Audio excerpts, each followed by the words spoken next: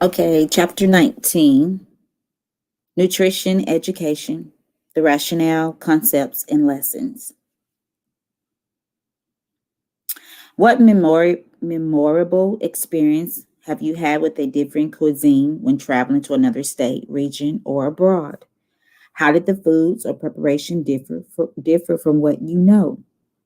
How might this experience apply to teaching young children about nutrition? By the end of this chapter, you should be able to explain why it is important to educate young children about nutrition and what role schools and families should play in this process. Summarize the basic nutrition concepts and safety considerations that must be addressed when planning learning experience for children. Discuss the principles of effective curriculum and lesson development.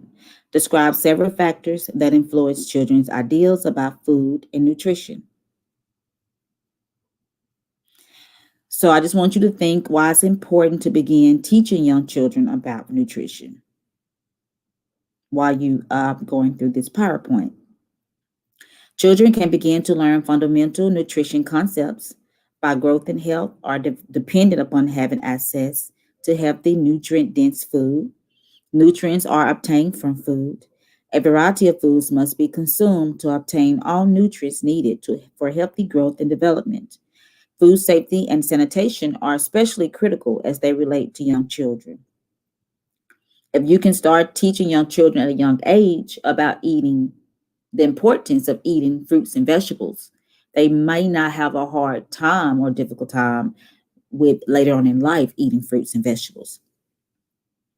As a child, I didn't like greens, I didn't like beans, I didn't really like a lot of fruit. I ate some fruit, but not a lot of fruit. But as I got older, and my taste buds began to change, then you start beginning to be dependent on those foods, and you want to eat those foods more that you didn't really like in your younger stages. Teachers have many opportunities to integrate nutrition education throughout children's daily learning experiences and across developmental domains. How can teachers achieve this goal? In what ways do children benefit from this approach? When you are at the table eating meals with your children, that's an opportunity to explain the importance of that eating that vegetable that they don't like cottage cheese or broccoli that they don't like. You can go into depth more of just the color and the shapes, but actually how beneficial it is for you. You can even discuss about the benefits of fruits and vegetables for your health, um, for your bones. You know, milk is good for your bones. Dairy is good for your bones to strengthen your bones. If you're playing outside and you fall down, you might break a knee or an elbow. But if you keep that nutrition in your body, because I know I have a couple of students that do not like milk, but they always ask for water, water, water, which water is good. But at the same time, I tell them that we have to offer you milk first. Then after milk, then we'll give you water. Learning activities should be developmentally appropriate and interesting for children. Real food should be used in activities whenever possible. Always, always, always check for allergies. Only nutrient dense foods should be used in learning experiences. Children should be able to eat the end product. Children learn best when they participate in the activity. So interact with them on the activity, not just you doing all the activity with the food. Choose topics that are developmentally appropriate based on children's interests, respectful of cultural. Develop long range plans that build on children's understanding and skills, just scaffolding it. Take advantage of those teachable moments when opportunities present themselves. Establish behavior objectives, guide content selection and organization, identify expected learning outcomes, aid in deciding how a topic or theme can be best presented, evaluate the lesson's effectiveness in achieving the learning objectives. Change the following objective into one that is measurable. The children will know that nutrition food is good for them.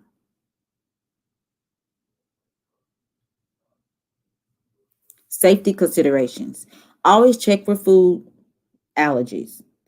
All adults and children must wash their hands before starting an edible project. Avoid using foods that may present a choking hazard. That's my number one thing. I do not want to be on the news. Always help children sit down to eat. Use only unbreakable equipment. Avoid sharp objects that could injure children. Provide enough equipment so that children do not have to wait. Consider and select instructional methods that reflect children's developmental interests and abilities.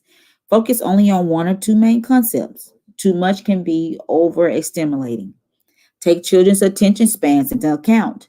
If they're not feeling it, don't keep forcing them to do it. Try something else or just stop and go to another activity because they are effective for presenting content in a limited amount of time. Are infused with visual media, involve children with that hands-on activity experiences.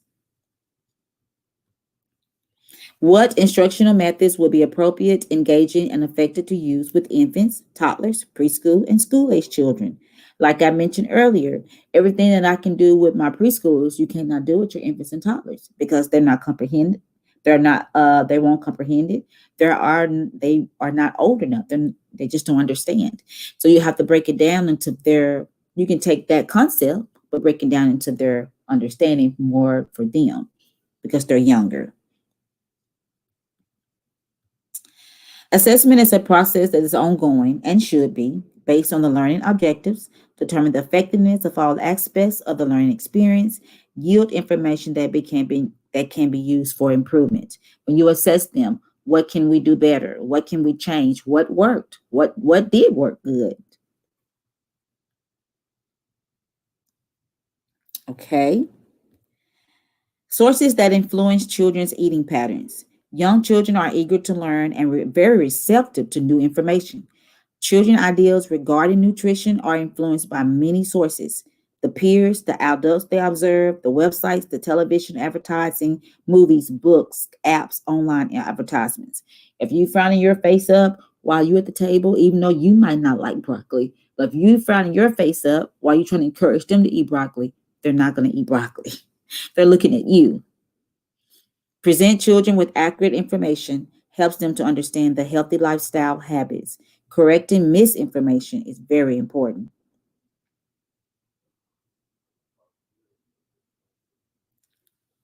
Family involvement in children's nutrition education is essential to achieving success. Always include the families. Always ask the families, do y'all eat this at home? Oh, she ate broccoli today for the first time. Do y'all eat broccoli at home? Have you tried broccoli at home?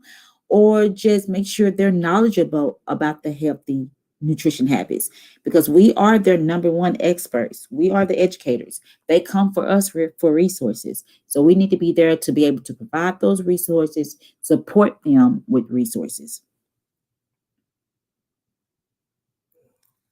So do your school get involved with the families to involve nutrition education? If not, that's a good topic that you will want to bring to your center to make sure your family is always involved. You always want that connection with your families.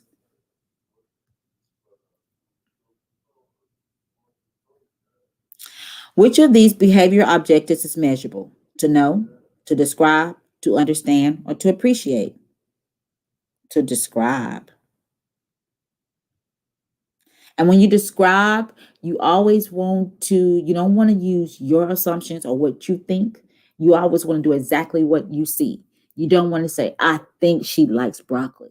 You want to say, she ate broccoli today because that's what you saw. You never put down what you assume or what I think is always what you see. She touched the broccoli today. She touched the cottage cheese today. You don't want to say, I think she like it now because she ate it. You don't want to assume. The majority of foods advertised on television are calorie dense, nutritious, nutrient dense, or inexpensive. Calorie dense. Food should not be used in art projects because it is more expensive than other play materials. Young children have difficulty handling it. Some children may be allergic to it. It wastes food that could otherwise be eaten. It wastes food that otherwise could be eaten. You always want to look at your budget. You always want to try to substitute something else for that food.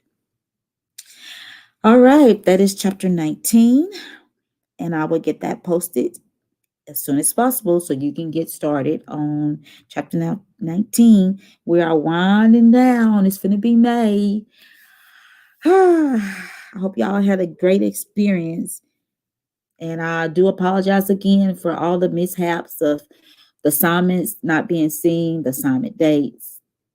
Hopefully, it wasn't too bad experience for this class. But I will get that posted, and I hope you all have a great day. Thank you. Bye-bye.